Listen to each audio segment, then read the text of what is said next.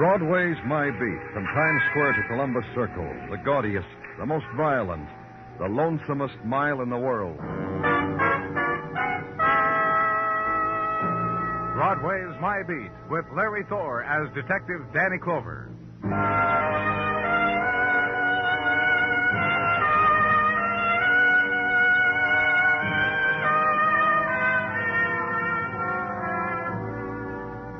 The interval comes to Broadway when a nighttime of April summons its spring warmth, its frayed winds, its broken plumes of light, begins the slow drift from the avenue. And in its wake, slow death of neon and chill and glitter where promises were tried, let fall. Full swell of black, and this, one dying gleam of light to catch the lurch of a straggler into subway entrance, where steel waits for him. And the ride through Earth Tunnel to a street where night intersects day, where waking is, and no remembering, and shock.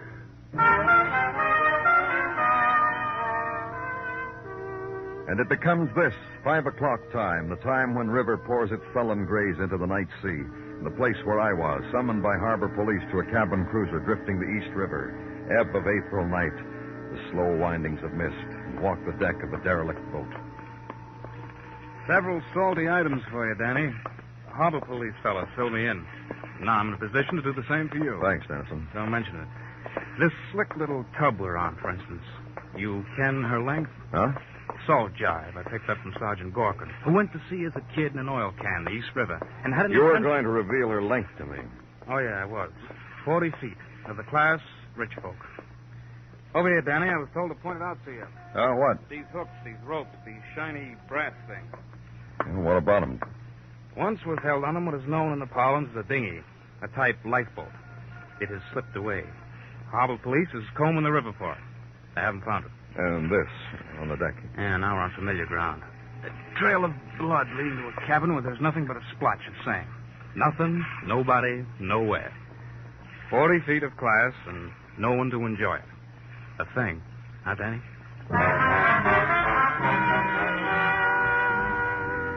About the time a strip of gray peeled off the sky and let the light in, and pale, rosy flecks appeared suddenly on the water and rocked there. A tight thread of warmth glowed briefly like a filament, exploded quietly on the cheek, caused a smile, and spread. And seaward, another phenomenon, greeting to the sun. Another day at Anchorage in the port of New York.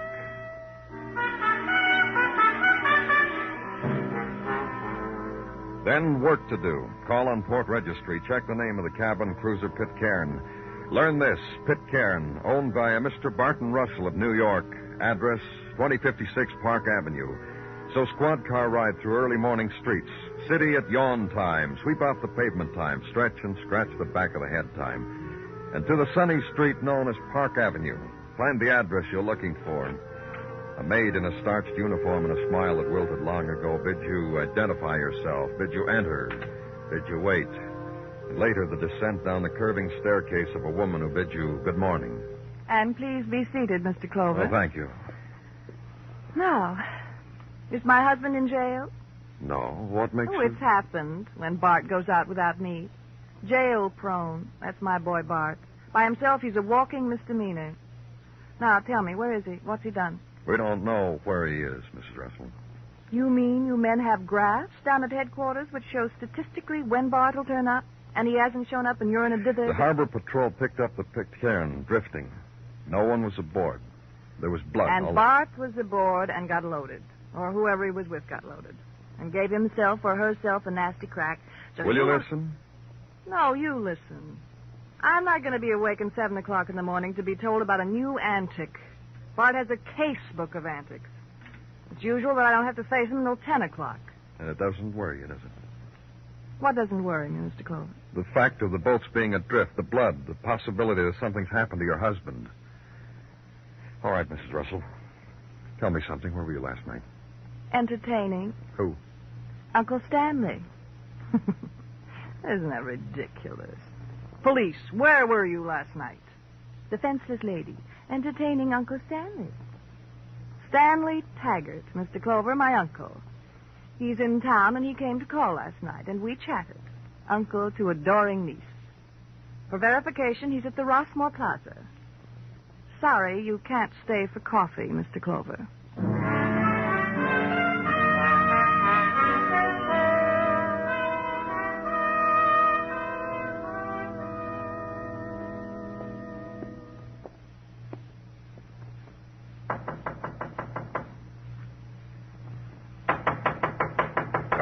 Come in. She's open. You don't mind I didn't get up out of bed, did you, son? Kind of cozy. Uh-huh. Sure, cozy. They being so nice, laying your breakfast right across your chest so gentle-like. You Stanley Taggart? Well, this fine morning, I know I'm Stanley Taggart. Who would you be this morning, son? Danny Clover, police. Come over here bedside and lay it on me real easy, son.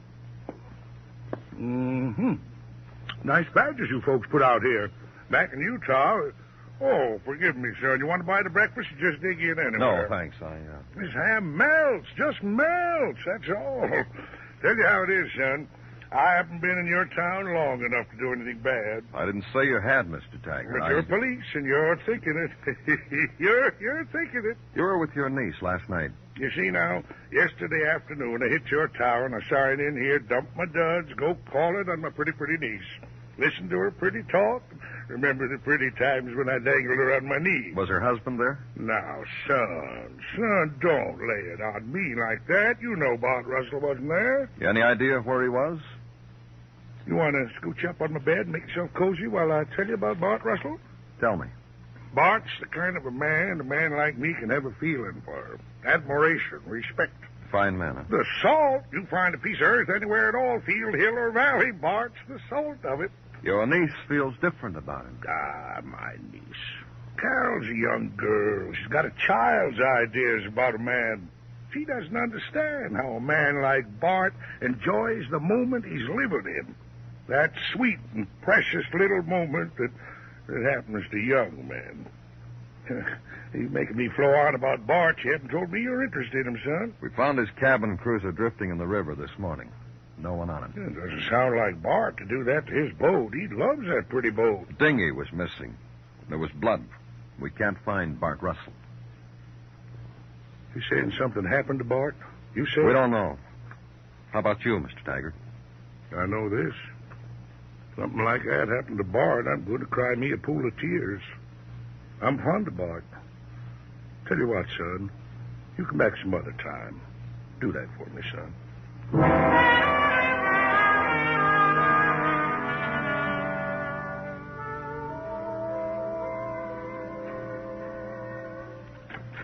Danny? Come on in, Gino. Well, what's up? Is that all you have to say for yourself? Huh? No good mornings, no how are yous, no... Good morning, Gino. How are you? Not well, thank you. Oh, I'm sorry to hear that. This morning when Mrs. Tartaglia got out of bed and opened the window to let the spring in, she turned to me and smiled, reached over, pinched my cheek. Gino. I merely said, Mrs. T, let us have flapjacks for breakfast. She said, get them yourself, and walked out the room with a flounce and a hug. Please, Gino. What did I do? I'm sorry you're not feeling well, Gino. Then what have you got for me? Items. Yes, you please. Item 1. Mr. Barton Russell, owner of the mansion on Park Avenue, has indeed showed up at the pokey from time to time on various finable charges, mostly making a nuisance of himself at hours when decent people are asleep. Go on. Item. A check of the background of Mr. Russell reveals that he is on his second marriage. Divorced, widowed, what? Divorced.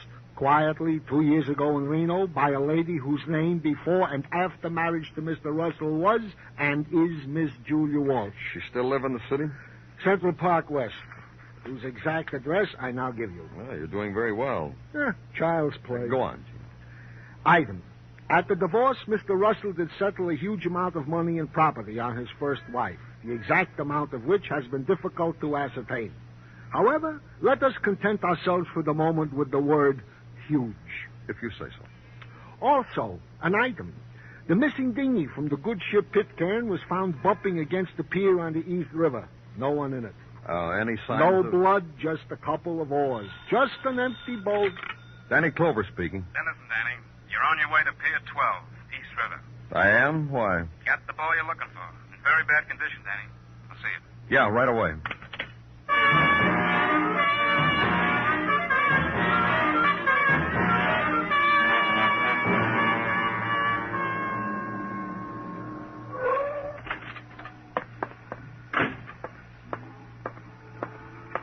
Over here, Danny. Well, like I said... Yeah, okay, Dennison. Harbor Patrol again, Danny. fished him out about 25 minutes ago. Sure he's Barton Russell? Lots of identification on him, wallet and all. Lots of these, too. Explains that blood. Stabbed on his boat, dumped, and the killer got away in the dinghy, right? Maybe. With you, everything is maybe. Listen, Dennis. Bart Russell was stabbed. He was murdered, Danny. You know what my comment is? Positively.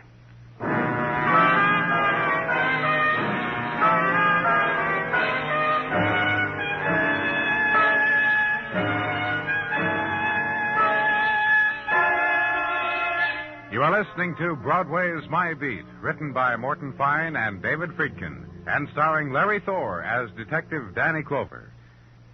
April is Cancer Control Month, a time for special attention to a most serious disease. Great progress has been made against many kinds of cancer, thanks to your past contributions to the research, education, and treatment programs of the American Cancer Society. But the complete conquest of cancer is still for the future. And this conquest can be financed only by new contributions. Send your check to the American Cancer Society by addressing it to Cancer, care of your own local post office. That's Cancer, care of your local post office.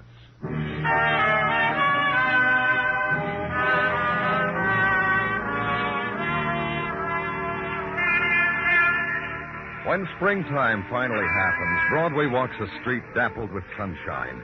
It's the breeze sighing in from the river, touches you, and starts the special dream you can enjoy while walking, having to do with the far places and small golden bells, curve of ocean, and sudden swift flight of an orange-colored bird.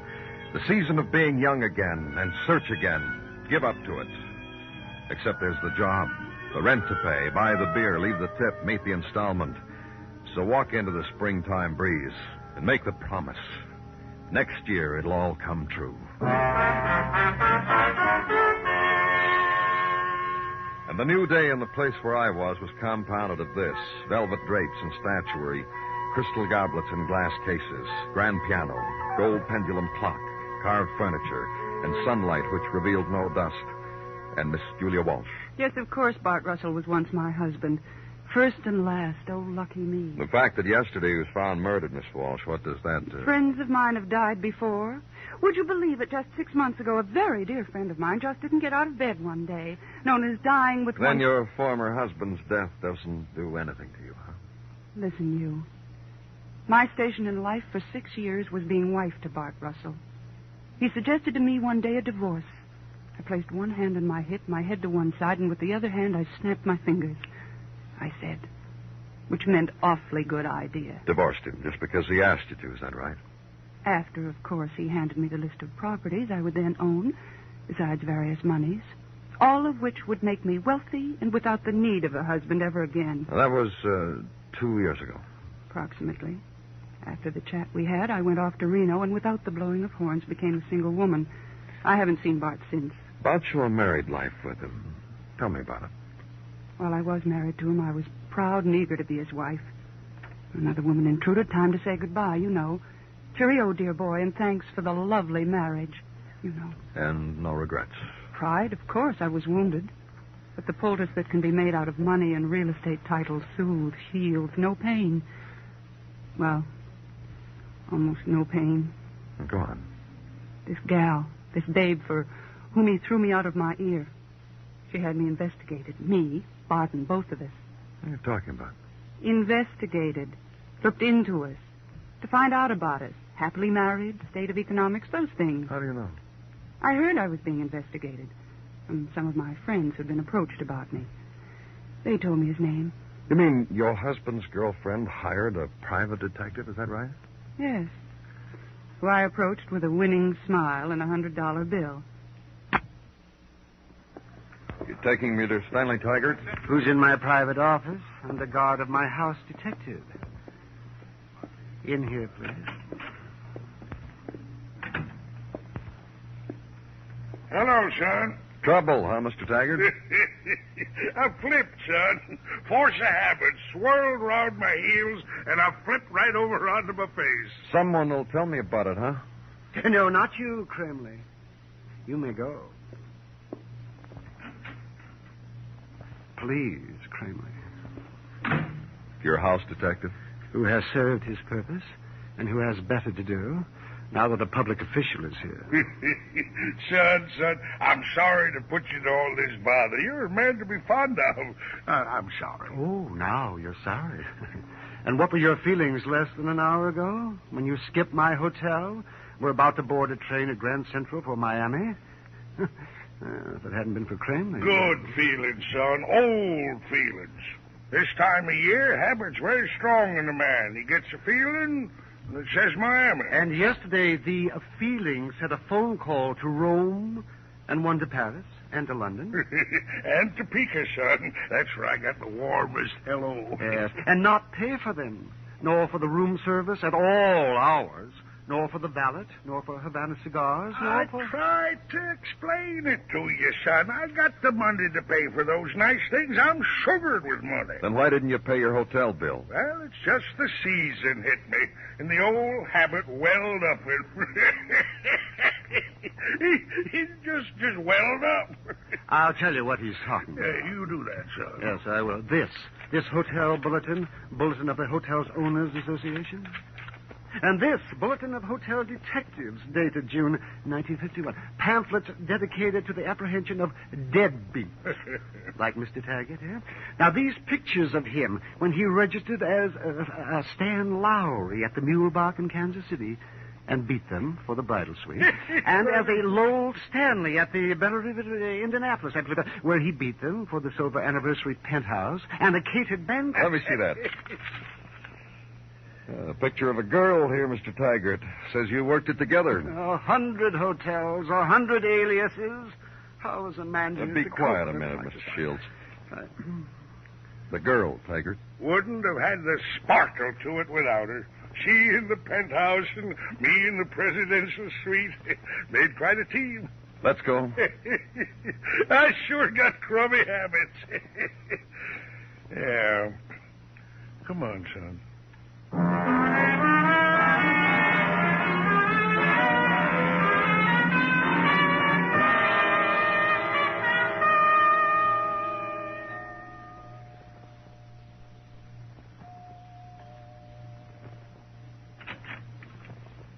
Hello, Mr. Clover. Mrs. Russell. Won't you gentlemen come in? Shall I bother to tell you, Mr. Clover, that I've canned the maid, so you can't have coffee today either? That's okay. How do you feel about it, Dennison? Mrs. Russell will be the fifth person today who didn't offer me coffee. What's the matter? Aren't you liked? No. Poor you.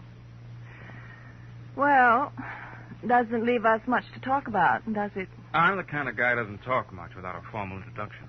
Don't bother. He's Detective Dennison, Mrs. Russell. Hail and farewell. You're a new widow, so you got moods, so you don't want to see anybody, right? Let it go at that. On his way to jail, your Uncle Stanley told me to say hello to you.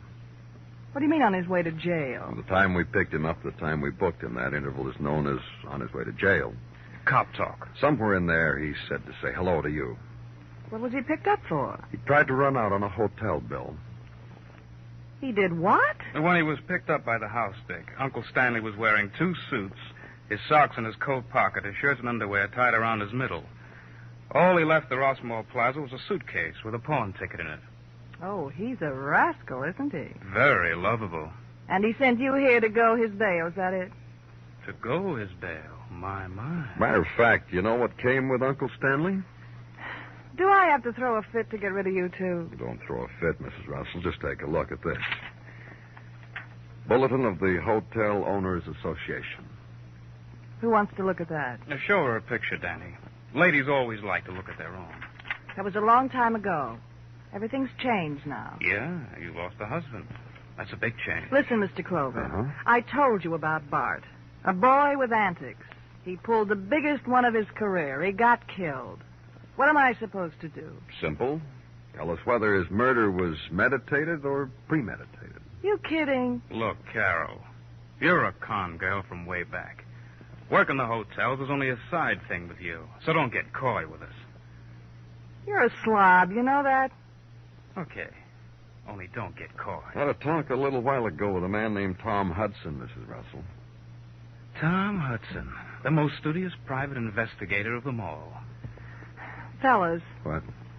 You know how it is. How is it? A girl goes to marry, she's got to do a little research. Find out about her fella. Oh, sure, all the time. Girl meets boy, girl hires private cop, girl finds out marriage status and bank account. Girl marries fella. So you married Barton Russell. Then after you were married, found out he'd given most of his estate to his first wife as a settlement. Oh, you need a hanky, honey? Get away from me, you slob. My. You want to do something for me? You want to do something real nice? Lie down on that couch over there and fold your hands. Then die. Just a little bit die. Will you do that? That's my Carol. Okay, yeah. He gave her all the money. What he had left, he blew it in the last 2 years. The other night, he took me for a boat ride. Told me everything was for sale. Boat, house, the works. That did it. So you stabbed him just like that, huh? Well, what? I got mad. And Uncle Stanley was your alibi, huh? Can you imagine a knucklehead like that? With a pocket full of loose C notes, you couldn't resist beating a hotel bill? Come on, Mrs. Russell. Here's your coat, Carol. Yeah. Wrap me around in mink, fellas. Either you fellas got a girlfriend like a mink coat? No? Guess I'm just wasting my time. Shall we go?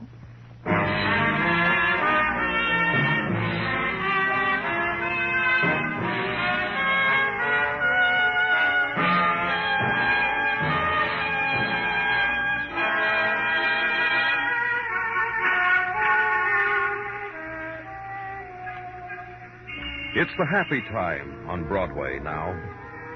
There's easy laughter, and a hot trumpet skirls its song out into the grinning mob, and a man dips his hand in a trash can. It's the journey you made because you had no choice, the excursion to end of all the streets in the world. It's Broadway, the gaudiest, the most violent, the lonesomest mile in the world. Broadway, my beat.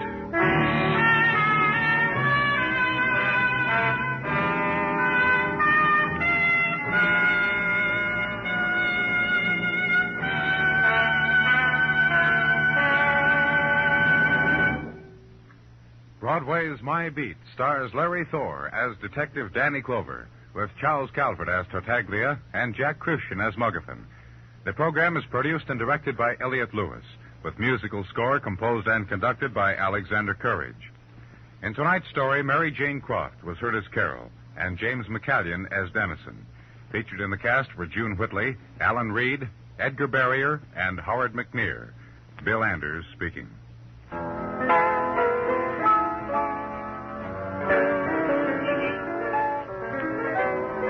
Later tonight on most of these same CBS radio stations, listen for a thrilling adventure called Tarzan and the Coward. Also this evening on most of these same stations, listen for Gangbusters with another true anti-crime story, a saga of law versus outlaw titled Without Equal. Tonight, every Saturday, enjoy Tarzan, Lord of the Jungle, and Gangbusters, presented by CBS Radio.